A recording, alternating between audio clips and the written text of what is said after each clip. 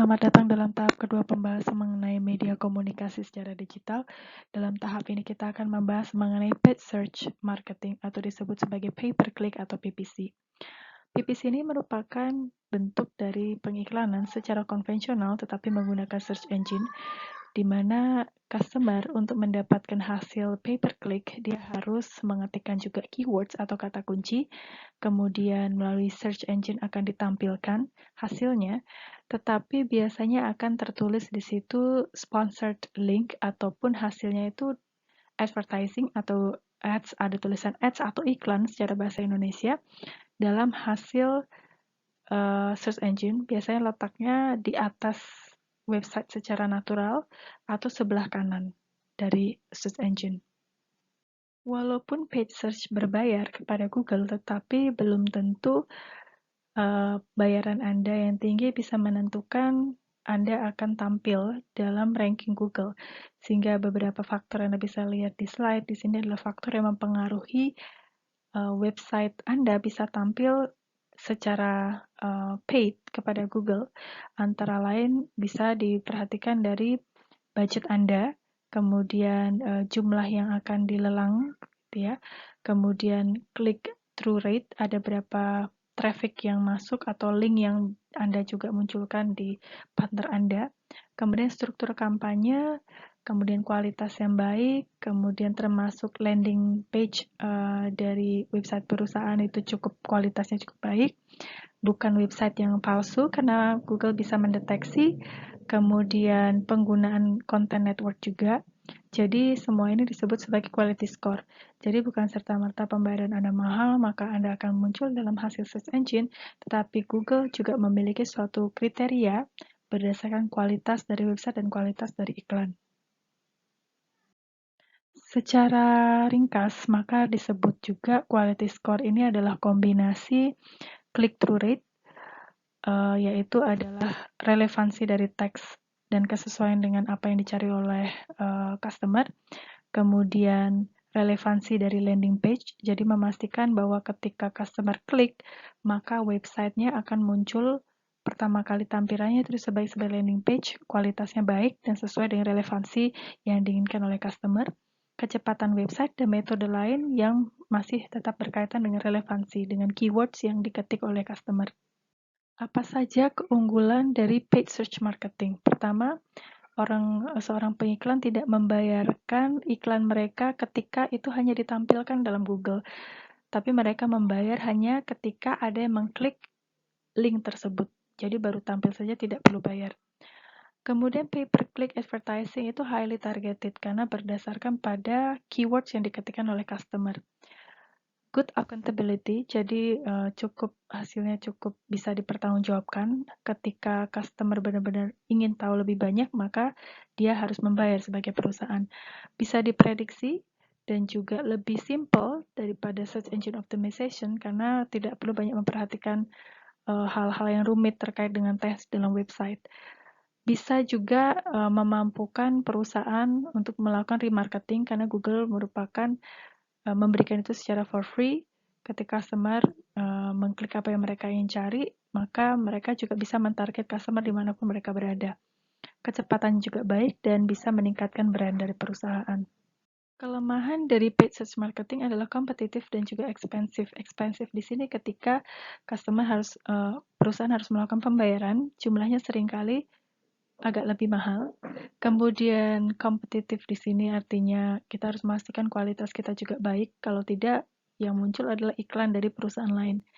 Kemudian seringkali ada ketidakcocokan gitu ya antara usaha yang kita keluarkan sebagai seorang perusahaan dengan apa yang kita dapatkan. Seringkali tidak muncul website kita karena ada website lain yang lebih relevan. Kemudian membutuhkan suatu pengetahuan dari seorang yang ahli dan cukup paham mengenai bagaimana cara mendapatkan ranking dan bisa tampil dalam paid search. Kemudian seringkali time consuming dan seringkali tidak relevan penggunaannya. Bagian lain dari cara mengkomunikasikan produk kepada customer bisa melalui online PR atau online public relation. Apa yang dimaksud dengan online PR di sini adalah pengelolaan reputasi yang terencana untuk bisa mendukung keberlanjutan usaha untuk membangun pemahaman antara organisasi dengan publik. Jadi seringkali PR di sini diartikan bagaimana cara membangun image yang baik di depan konsumen dan juga membangun hubungan dengan perusahaan lain.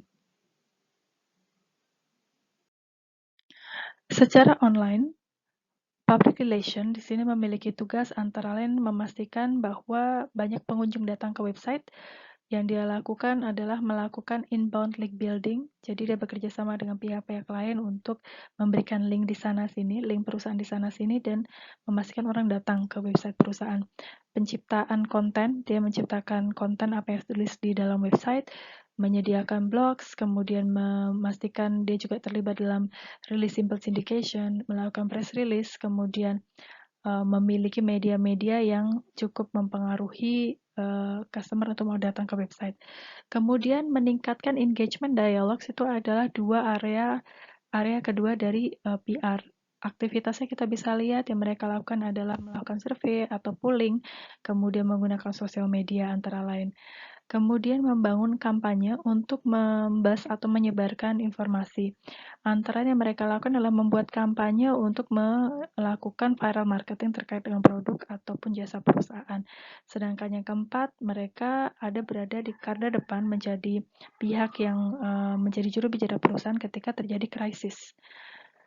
Antara yang mereka lakukan adalah melakukan brand protection, melakukan monitoring mengenai apa yang dilihat customer mengenai brand, kemudian menggunakan influencer-influencer ataupun sosial media juga untuk meningkatkan image dari merek. Siapa saja yang biasa dilibatkan dalam online PR, antara lain adalah influencer seperti vlogger dan blogger yang terkenal atau selebriti Instagram. Kemudian usaha-usaha dari PR sendiri untuk meningkatkan merek perusahaan dan brand perusahaan, produk perusahaan atau nama perusahaan. Lalu apa bedanya online PR dan traditional PR? Pertama, dengan online PR, audiens lebih terkoneksi dengan organisasi karena mereka menggunakan gadget untuk terhubung dengan organisasi. Jadi lebih mudah untuk bisa in touch dengan organisasi. Kemudian keanggotaan dalam audiens biasanya lebih mudah untuk saling terkoneksi satu sama lain. Jadi mereka bisa saling mengenal, bisa men-sharingkan informasi. Jadi ada komunitasnya juga. Dan audiens lebih mudah untuk mengakses informasi dan audiens lebih menerapkan full information atau mereka lebih mencari informasi dibandingkan hanya menerima informasi. Yang berikutnya adalah affiliate marketing. Affiliate marketing di sini adalah suatu penyusunan cara untuk menyampaikan mengenai merek melalui partner atau kerjasama yang dimiliki oleh perusahaan yang berbasis komisi. Jadi misalnya Lazada seringkali menggunakan affiliate marketing untuk bisa meningkatkan backlink pada partner-partner yang dimiliki. Dia akan merekrut blogger-blogger atau dia merekrut website-website yang memiliki reputasi yang baik, kemudian meminta mereka untuk membuat artikel terkait dengan website perusahaan yang melink ke website perusahaan terkait dengan produk ataupun merek mereka.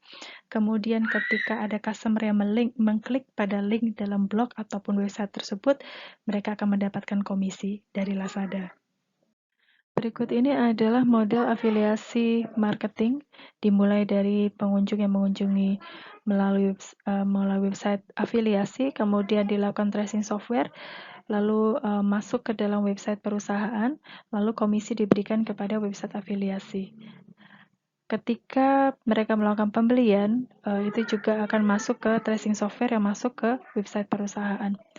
Baik, berikut pembahasan mengenai communication media channel. Semoga bermanfaat dan jika ada pertanyaan silakan disampaikan melalui MS Group.